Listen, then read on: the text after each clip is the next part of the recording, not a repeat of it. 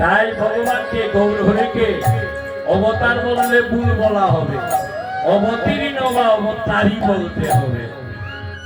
বুঝতে পারছেন? আমার গৌর হরি যদি না আসতে তাহলে পৃথিবী এখনো অন্ধকারে নিমজ্জিত থাকত। কৃষ্ণ প্রেম কৃষ্ণ ভক্তি আমরা জানতে পারতাম না। আর আপনারা যে এখানে বসে কীর্তন শ্রবণ করছেন, সেই বসার ধারণাটা আপনার আমার থাকত না। ভগবান কত ত্যাগের বিনিময়ে সেই হরিনাম সংকীর্তন এনেছে। এটা যারা যারা কীর্তন পরিবেশন করে কীর্তনিয়াগণ দেখেন বলবে, আপনারা শুনেন, যারা গীতা পাঠ করেন ভাগবত পাঠ করেন তারাও বলেন, আপনি চিন্তা করতে পারবেন না, হরিনাম সংকীর্তনটাকে তামাশায় নিবেন না। যে হরিনাম সংকীর্তনে আমি বসলেন আর চা খাইলেন, সিগারেট খাইলেন আর পান খাইলেন, আমার কীর্তন হয়ে গেল, এইভাবে নিবেন। গৌর হরি অত্যন্ত ত্যাগের বিনিময়ে রাধারানী গোবিন্দকে প্রণাম করে বলছে, এই যে কথাটা চৈতন্য চরিতামৃতে বললেন কবিরাজ গোস্বামী, রাধারানী স্বপ্নে দেখছেন যে রাধা গোবিন্দ এক হয়ে কলিতে আসবেন।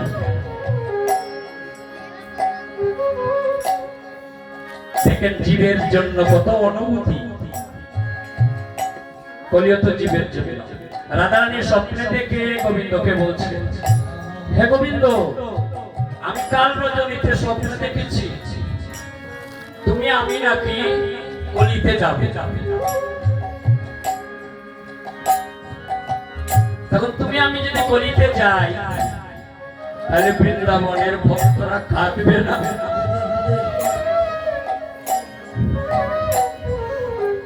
বৃন্দাবনের ভক্তরা তো কাঁদবে। রাধারানী প্রশ্ন দেখে, তাহলে বৃন্দাবনের ভক্তরার উপায় কি হয়?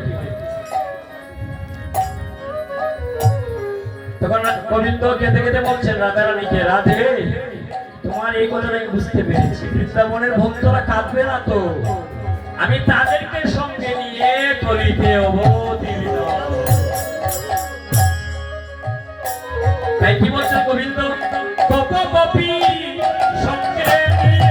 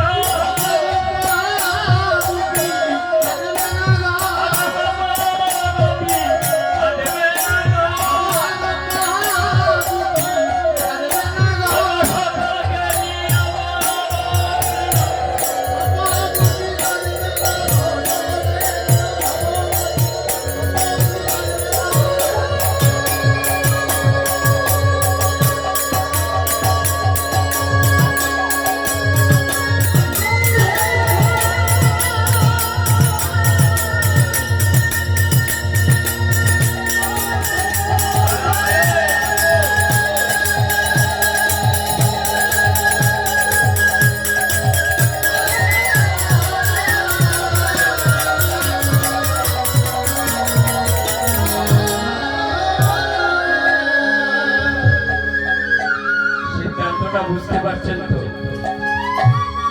তাইলে হরিনাম সংকীর্তনে এসে যদি আপনি বলেন আমার ঘুম এসেছে, আমাকে এক কাপ চা দাও গো, আমি বসে বসে খাবো, তাহলে মহাজন বললেন, বৈষ্ণব কবিরা বললেন, গোপ কপি নিয়ে যখন বৃন্দাবনের খেলাধুলা করেছেন গোবিন্দ, শ্রীবাসন সেই খেলাধুলা করবেন। তাহলে বৃন্দাবন আর শ্রীবাসের অঙ্গনের তো কোনো পার্থক্য দেখলেন না। তাহলে আপনি যদি মনে করেন যে আমি ঘরের মধ্যে যে কাজ করি, বাড়ির মধ্যে যে কাজ করি, আমি শ্রীবাসের অঙ্গনে গিয়ে সেই কাজই করতে পারবো, তাহলে এটা ভুল ধারণা। আমাদের মধ্যে পরিবর্তন আসতে হবে।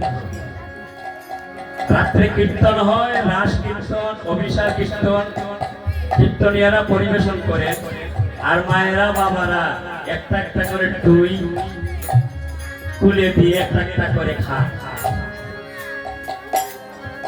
ভগবান বলছেন খাওয়া তোমার বন্ধ নয়, তুমি খেতে অসুবিধা নেই, বাইরে যাবে, খেয়ে মুখটা ধৌত করে আবার আসরে আসবে, কিন্তু সিদ্ধান্ত মানতে হবে। কারণ যখন অধিবাস কীর্তন হয়, এই যে কিছুক্ষণ আগে কথাটি বললাম, রাধারানী বলছে থাকছে যে বৃন্দাবনের ভক্তরা কি থাকবে না? গোবিন্দ বলছেন না, আমি তো সবাইকে নিয়ে অবতীর্ণ হব, বৃন্দাবনের কেহ বাকি থাকবে না, সবাই নদিয়াতে যাবে, তারা হরিনাম। তাহলে আমি বৃন্দাবন তত্ত্বটা যদি নদিয়া ধামে পেলাম, তাহলে নদিয়াটাকে তো বৃন্দাবন ছাড়া করলে হবে না। নদিয়ার তত্ত্ব আর বৃন্দাবন তত্ত্ব অভিন্ন তত্ত্ব, একই তত্ত্ব। তাই বলছেন যারা নাচিয়াছিল গাহিয়াছিল, যারা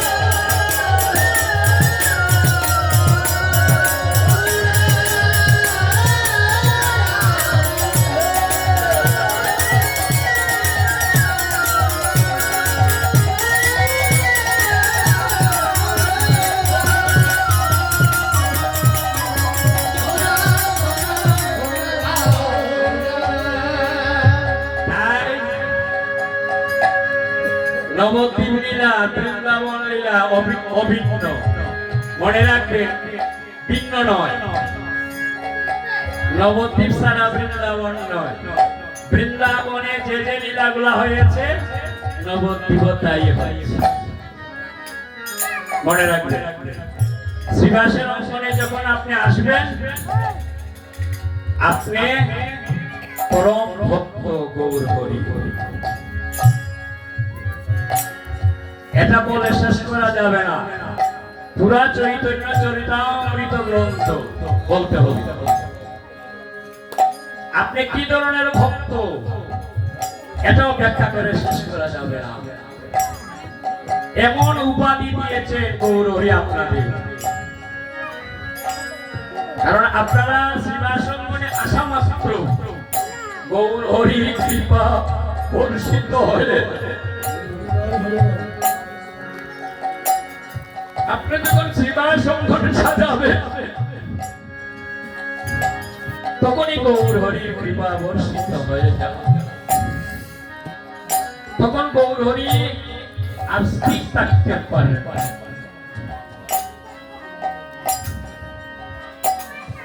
তার নিজের সাক্ষী হলেন আমার অদ্বৈত প্রভু, স্বয়ং মহাদেব নারায়ণ মিলিত দেহ।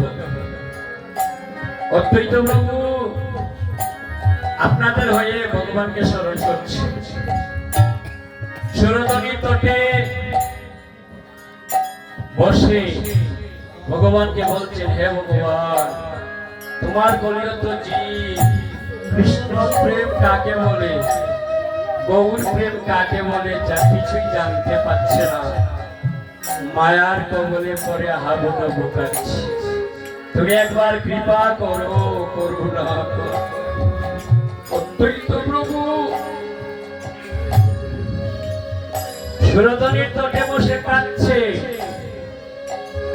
মায়েরা বাবার একবার চিন্তা করুন, আপনি আপনি আপনি যে কাঁদেন কিসের জন্য? আপনার নিজের জন্য। আপনার পিতা মারা গিয়েছে, মাতা মারা গিয়েছে, ছেলে মারা গিয়েছে, মেয়ে মারা গিয়েছে, আমার ভাই মারা গিয়েছে, আমার ভাইয়ের বধূ মারা গিয়েছে, আমি কাঁদি। আর অদ্বৈত প্রভু কাঁদেন জীবের লাগে। তিনি নিজের জন্য নয়, আপনি আমি কাঁদি আমার জন্য। আর অদ্বৈত প্রভু কাঁদেন জীবের জন্য।